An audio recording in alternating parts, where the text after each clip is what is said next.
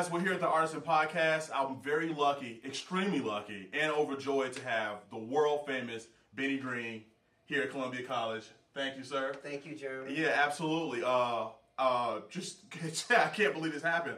I was walking into school and I saw this gentleman getting out of was it Uber or a taxi, something like that? And I was like, man, that guy looks real familiar.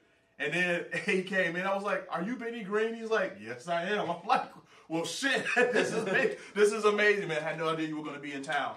Just tonight, you're going to be performing at the Jazz Showcase, correct?" Tonight and tomorrow night. Okay. Tomorrow includes a matinee. Okay. I don't know if anyone's going to be seeing this by then, but yes. I'm going to try to get it up tonight, man, so we can put it out wonderful. there. Yeah. Well, it's my trio with a very special guest, great vocalist Veronica Swift, and my trio is comprised of myself, bassist David Wong, and my new drummer is named David Alvarez III.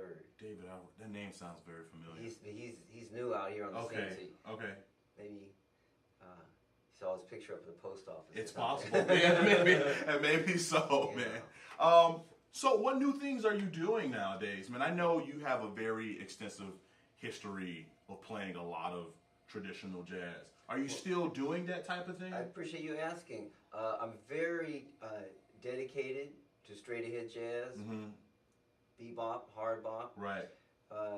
And my new album, which I just recorded, which is coming out in October, is actually a real, I don't want to say a change of pace, but it's an expansion for me.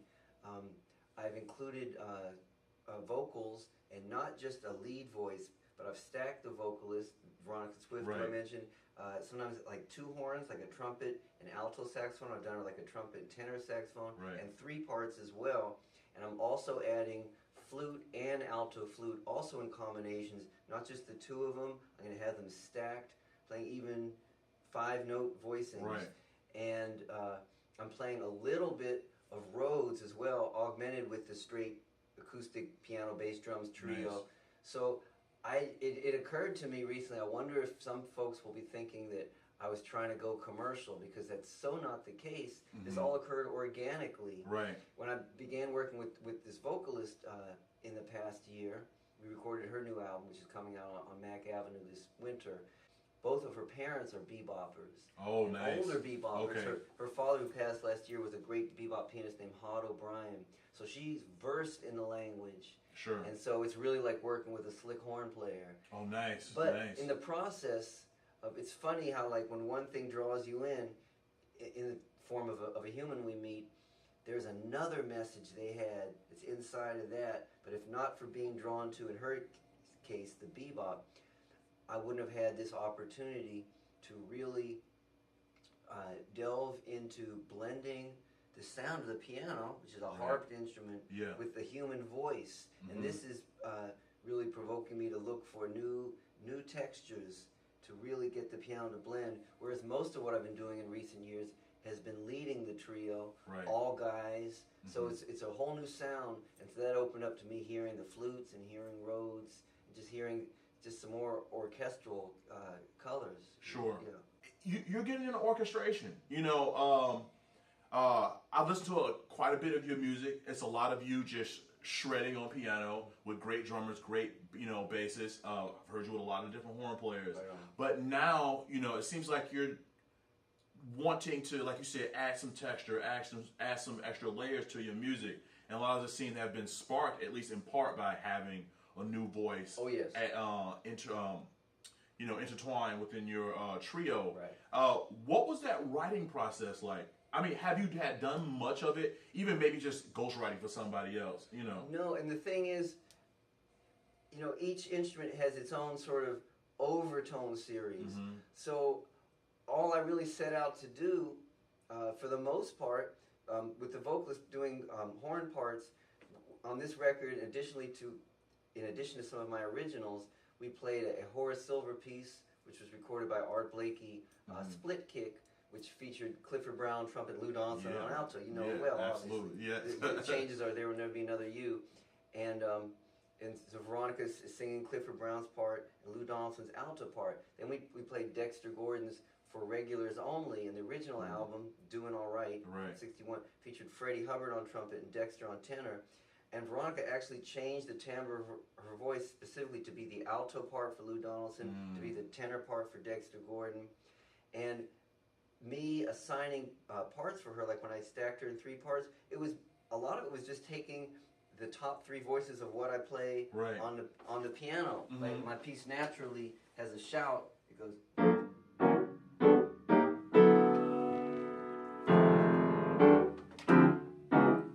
And it continues from there. Yeah. And I just ended up giving her.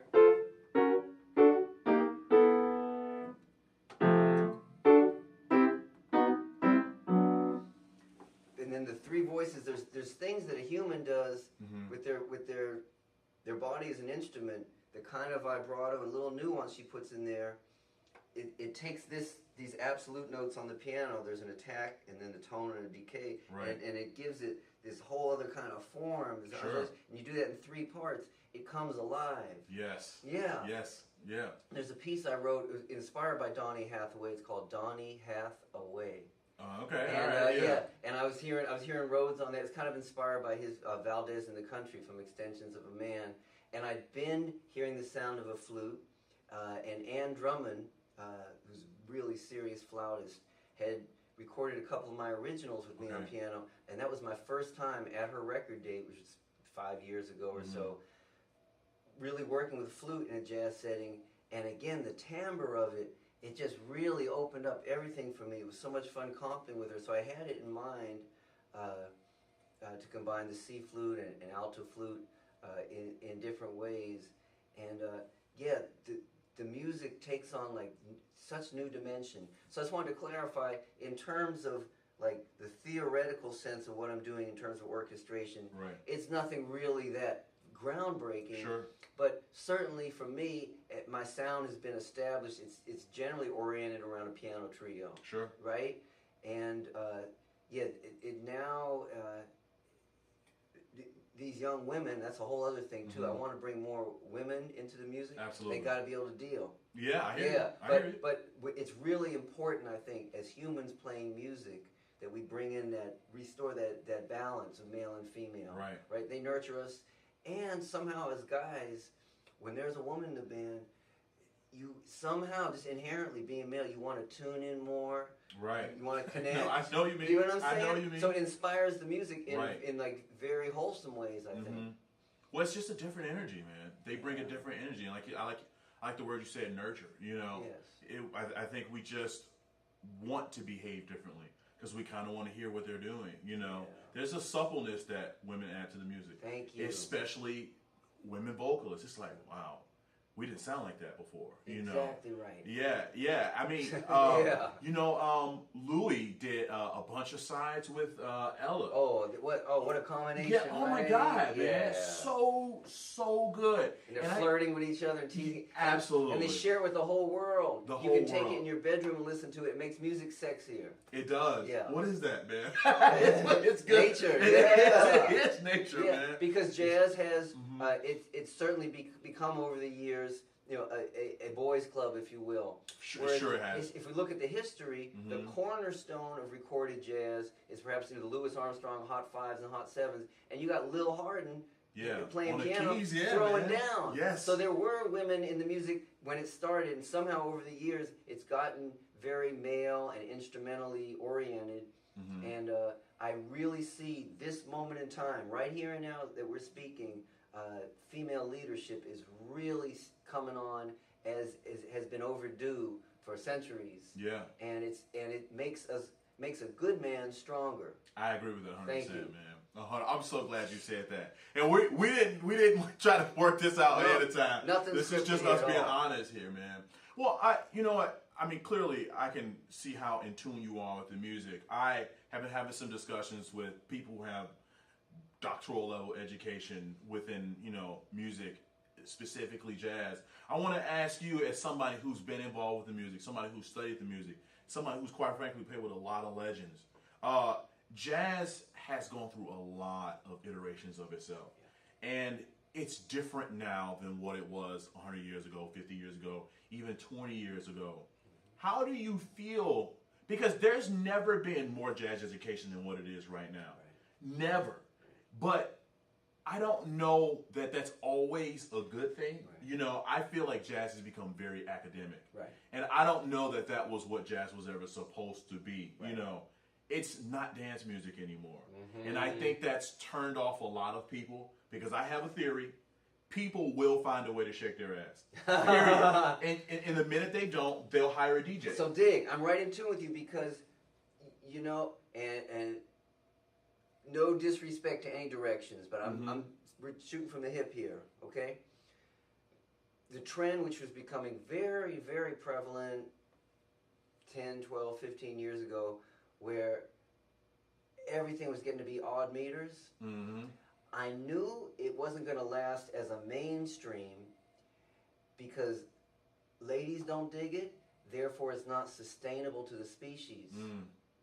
So I think we're trying to say, yeah. It's like it's mostly guys playing to impress or frighten one another or prove something. Right. It is. Like, I don't know too much of that stuff. I'm not talking about like native music, you know, that's in odd meter. Right. You know, like Egyptian music being in 9 or what Sure. have you. It feels natural. Right. But I'm talking about when the actual motivation is purely intellectual and it's coming from the head Sure. and not from here or here. Right. That, like, you know, and when I say ladies, I mean, I'm not saying that there aren't female musicians who don't dig the music. Right. You know what I'm talking about. I do know what you're talking about. Reaching people. Right. And that kind of direction, you're not going to find a woman saying, ooh, that's sex, I want to get that record, take that home. 7/5 is just great. Yeah. It's really...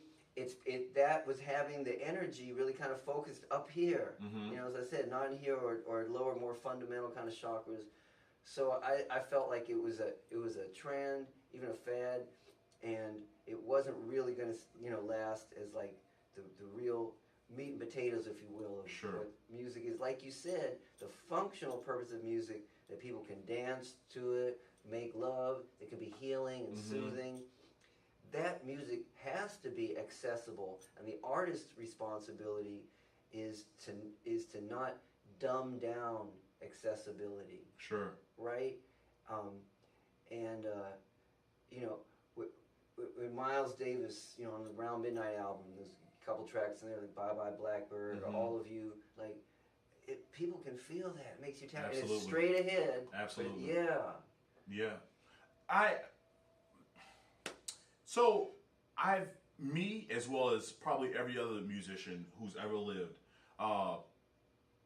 have dealt with the crisis of consciousness about creating music that is challenging, but also creating music, like you said, is accessible to people. And accessibility can mean a lot of things. Right. A lot of things. Right. But really making music of the people, things that they can enjoy. I read an article in which Louis Armstrong was talking about when he is at gigs and he sees some of his musician friends come in. And I'm sure you've experienced this, probably not as much now, but maybe when you were younger. And you want to play to your musician friends because you don't want them to think, oh, this guy's a fucking hack. You know what I mean? But you play something that they like and they nod and they look at each other and they acknowledge, oh, that was hip. But the people may not understand because what you're able to do is just this high form of art. But high art doesn't necessarily mean acceptable to the mass. You know what I think? You know what I mean? It shouldn't have to be explained to a person. Okay. Right? It shouldn't have to be that someone has to tell you why this music is good. If it's like that, it's not reaching the person. And of course, no matter how you play, not everyone's going to dig it. Very true. So we have to be true to ourselves. But if the only validation for music is someone tells you why it's important, that's all well and good. But again, that's not some music you want to actually have playing in your bedroom. Sure. Yeah. I know what you mean, man. That's real. So how have you been able to balance that, you know, intellectual side of you, which obviously exists? You know, you've put a lot of study into the piano and into the harmony and into the history of jazz, but also being able to, you know, make stuff that people can just groove out to. Because all the time, groove doesn't, well, a great song or maybe great art doesn't always mean, you know, simple, fun groove. And it also doesn't always mean, oh man, I'm going to play these killing bebop lines at 220 You know, how have you been able to, throughout your career, been able to like find that balance? Or are you just doing Benny Green? I'm just doing what Benny Green does. A lot of it is the latter. I'm just being me. As far as finding the balance, it's something I'm working on. Okay. As I like hopefully mature. I'm certainly getting older, so it'd be nice Sure. to mature along the way. But it's just I care about the audience and I care about the music. They're not mutually exclusive. Right. And so thankfully, I have a few of my role models, mentors, band leaders who I worked with extensively have really been prime models for this. Take care of the music and really bring it to the people. I want to say Art Blakey and Ray Brown and Oscar Peterson all really helped me to understand about presentation. Art, he had, when you actually went in person and saw a Jazz Messenger's show, rather than just doing what a lot of kids do today, is just like playing an individual track, not even checking a whole album. Right. But when you're actually at the show, it was spiritual.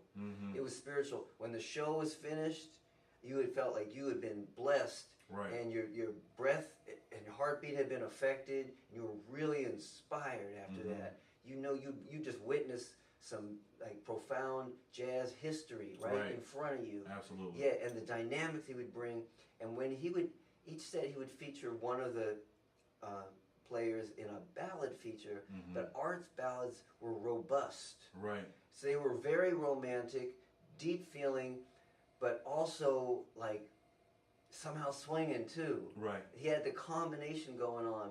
And Ray was a workaholic. He used to say, I'm not one for being at home watching TV. He liked to stay on the road. And so that meant, we'd play large concert halls and festivals and also little joints. Right?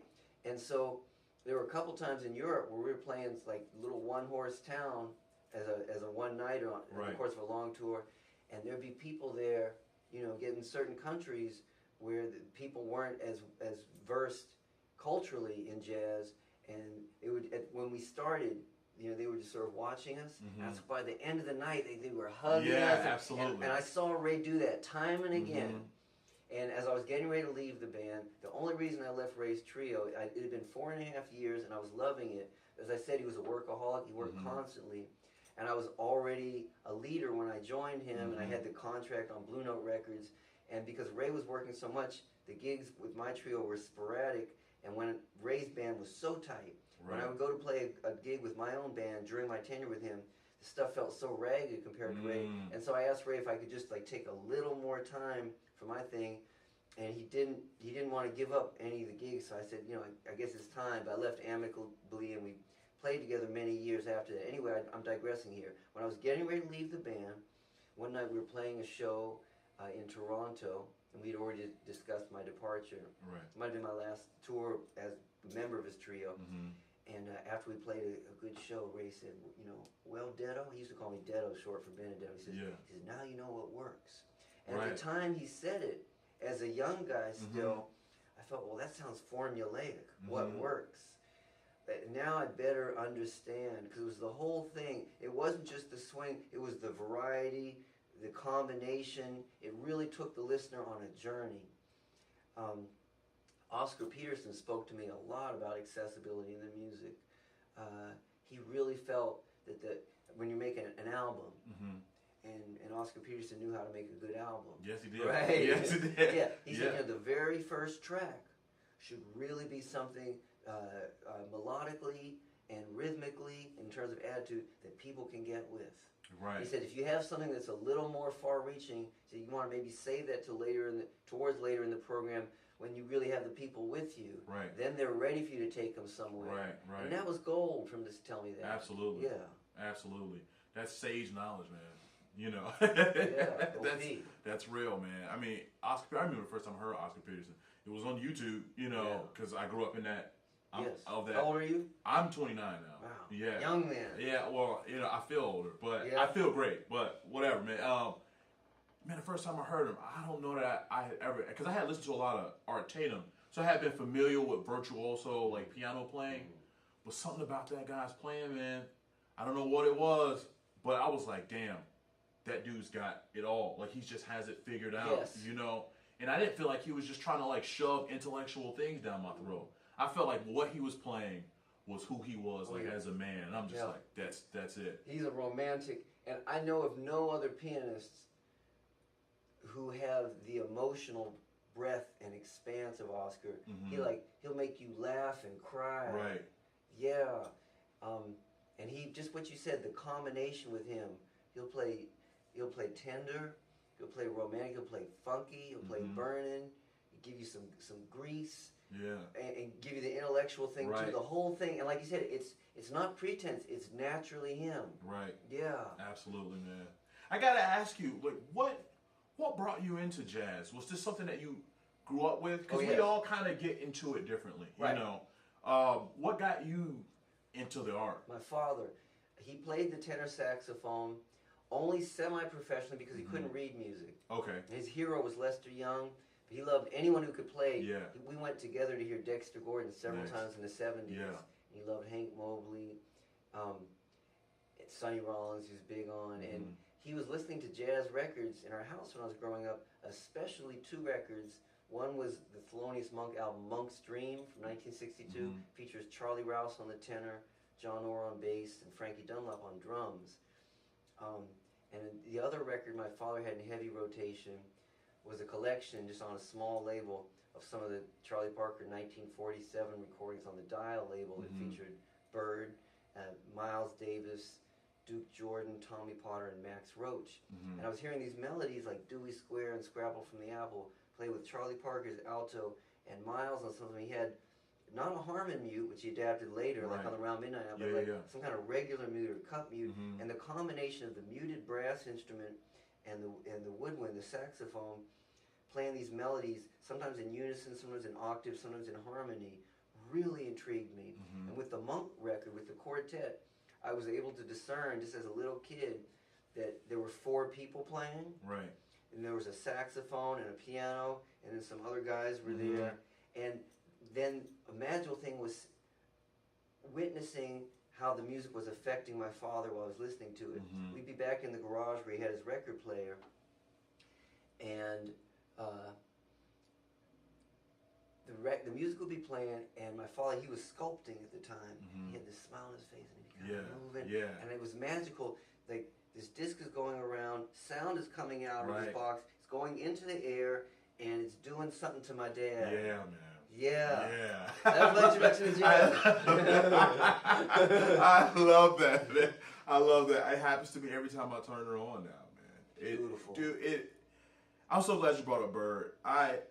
Bird is my hero, man. I mean, his story is a tragic one, you know, but, I mean, that was his choice. It was his life, you know what I mean? But Bird, for me, was, along with Diz, I'm just a Bird Diz guy, period.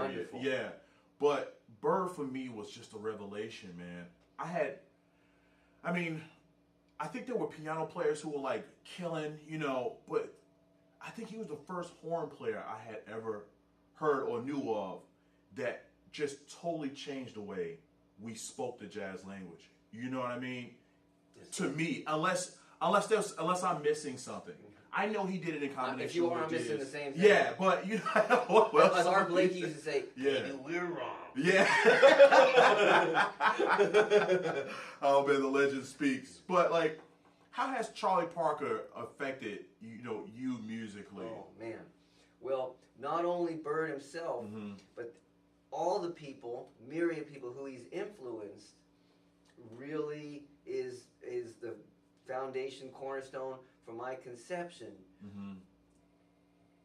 Telling a story with a single note line that can fit into the range, even though we have this orchestral expanse here with the piano, these 88 keys, that can fit into the range of a horn, of a trumpet or a saxophone or a trombone. Right. And then really making a statement within that small range with a combination of notes using intervals and rhythm. Bird is the king, you know? Yeah, man. Yes. And so as a pianist, you know, if I'm listening to Bud Powell, you know, or Sonny Clark, or Barry Harris, you know, Cedar Walton, or Kenny Barron, on and on and on, they're answering to this same thing on the piano. Right. The bird laid out, and to this day, just like Art Tatum, who you mentioned on the piano, we can't say that anyone has done what they do, has spoken their language better than they did. Sure. We're all somehow answering to it. Oscar Peterson, perhaps the greatest jazz pianist of all time, not a thing that can be measured. Sure, but, absolutely. But you know how the music feels. Yeah. Right. He's told me, and he's also it's documented in interviews. He says that his heroes, who he modeled his whole piano conception after, jazz piano conception, were Art Tatum, Nat King Cole, and Hank Jones. Interesting. Yeah. Wow. And so we understand when we listen to Oscar Peterson, what he does is very informed by that gladiator virtuosity that Tatum had. And of course, when we listen to Tatum, we experience all the subtlety and the refinement in his touch. It's not just about the chops, just like with Oscar. Right. It's like the piano is like their partner. Yeah. And that connection between the human and the instrument. Early on, I witnessed that in people with seemingly different styles.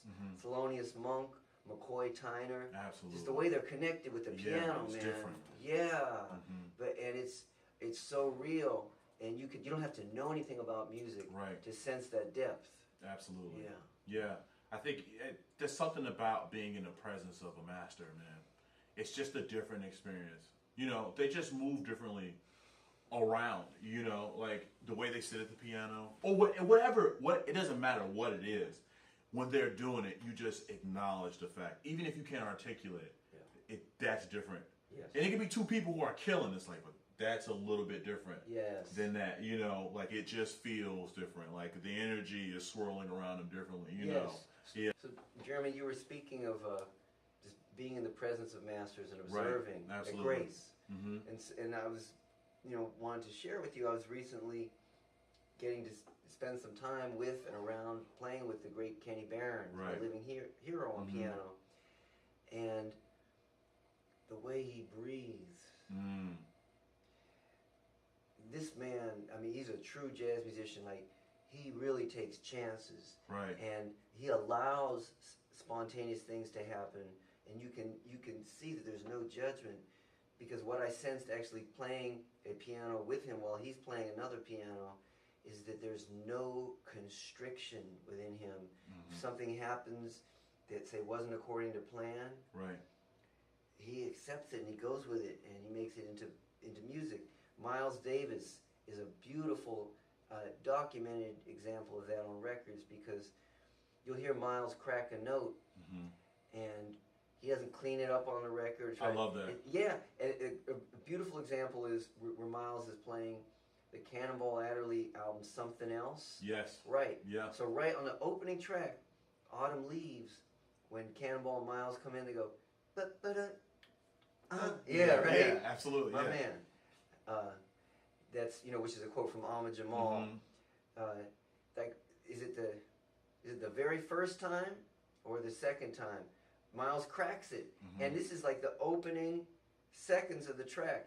Anyone else would have stopped tape and start another take, or punch in to fix it.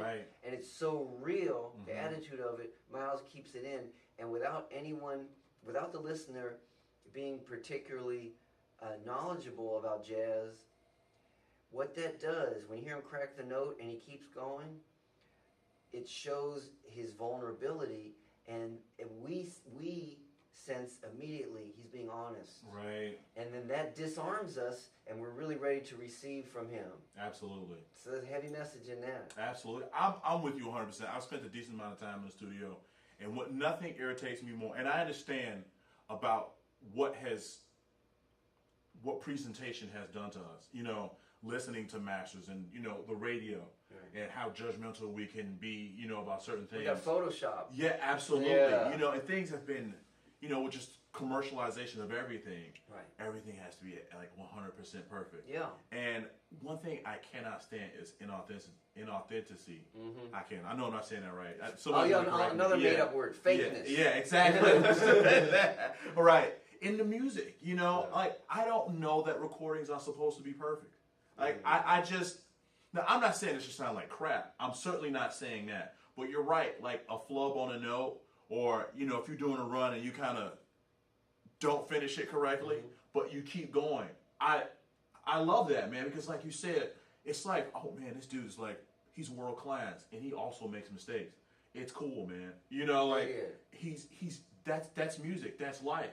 And I don't believe that our art should be, presented differently than how we live necessarily. I don't want to think that, Benny Green is just like this perfect person, you know what I mean? Right. Because that's a lie. That's not. And I'm sure you're a great guy. I don't know you personally. Yeah, we're all working on it. But just like you're working at the piano, I'm working at the bone, and I'm trying to be a better composer and things like that. I don't need perfection. What I need is your honesty, and that's. I love that. So we were listening to a record with Kenny Washington a couple months ago. He made the tour with us on the West Coast with my trio and Veronica Swift. And we were listening to records on one of our rides, and we were listening to Jimmy Witherspoon records. Spoon Sings the Blues. It has Hampton Hawes playing piano, and Teddy Edwards is so impassioned. Like he goes for this note, and it sort of cracks, and in that crack you can feel like his whole heart. And Kenny told us, check this note he plays. And so technically it's a mistake, right? But it's so good, right? Yeah, right. Because you feel that, it's like a human cry. It's not a perfect thing, but it's a real thing. Yeah. I love that, man. I love that. I know you got to be somewhere in a little bit. Jeremy, what a pleasure speaking with you. Same, brother. Thank you for taking time. Thank you for your interest and for doing this. Hello, everyone out there. Hope I didn't offend anyone. Yeah, seriously. Yeah. Love. Yeah, absolutely. Absolutely. So you got the showcase tonight. Yeah. Tomorrow. Yeah. You have another thing coming up here pretty soon, and maybe in Chicago. Just anywhere. What's the next date? My next performance is going to be in about 3 weeks, or a little under 3 weeks. My trio is playing at Dizzy's in New York City, nice. May 31st through June 3rd. Yeah, I'm looking forward. Absolutely. Where can we find out? You have a website, your Facebook, social media? BennyGreenMusic.com is a website, and I've had a gentleman administrating my professional Facebook page, but just in the past month plus, I've really gotten into Facebooking on my personal page. So you can just look up Benny Green. Okay. And I'm sharing some good stuff on there. That's awesome, man. Yeah, it's been beautiful to hear from childhood friends and musicians who I have lost touch with over the years. So I think social media is actually a good thing. It's all about how you use it. Absolutely. Isn't that true for like basically anything in life? Right on. It's all about how you do it, man. Absolutely. Yeah. Absolutely. Once again, Benny, thank you so much. This was really short notice. I literally ran home, which is like 40 minutes out, and came back to do this. You're so gracious with your time, man. It's a great pleasure. Yeah, man. I'm gonna come check you out. I'm gonna come check you out tonight. You guys come see him Sunday, just in case I get this up too late. And go on BennyGreenMusic.com. See what he's got coming up, and come say hi on Facebook. As you can see, he's a very amiable person, so I'm sure he'll love to discuss it with you. Thanks for joining us on the Rtisan Podcast. I really appreciate you guys. Keep following us as we continue to bring you the best content we can. Thanks, guys. Appreciate it. Awesome. Oh, man. Thanks, what man. a pleasure, man. Yeah, man. Yeah, man. Hey, thanks, bro. Thank you for this. Yeah, that was thank fun, you, man. I try to make it fun, man. I hope I got singers I might have offended. Anyone who plays in anything other than 4/4. Yeah. A lot of people. Yeah, no doubt. But, no doubt, man. Life is short, man. As you were saying, we got to keep it real.